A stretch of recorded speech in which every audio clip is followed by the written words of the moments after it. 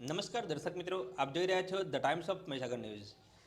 આજ રોજ bypass road પર થયેલા અકસ્માત થયો તે સ્થળો ઉપર એ રોડ પર બમ મૂકવા લોક માંગ ઉઠી.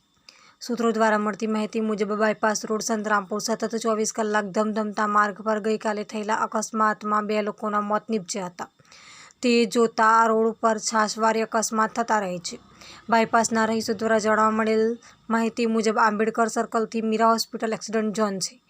આ જ વિસ્તારમાં નિયમિત અકસ્માતો થતા રહે છે, જેથી લાગતા વળગતા વહીવટીતંત્ર દ્વારા આ સ્થળની આજુબાજુ નિરીક્ષણ કરી પ્રજાના હિત માટે તાત્કાલિક ધોરણે બમ્પ બનાવવાની કામગીરી કરવામાં આવે તેવી સ્થાનિક રહીશોની તથા લોકોની માંગ છે અને સંતરામપુર મીડિયામાં આ કાર્યમાં સહભાગી બને એવી આશા સાથે જાણવા મળેલ છે, જેથી આ બાબતે વહીવટીતંત્ર આ કામ કરાવશે કે નહીં તે જોવાનું રહ્યું. જુઓ આગલા અંકમાં.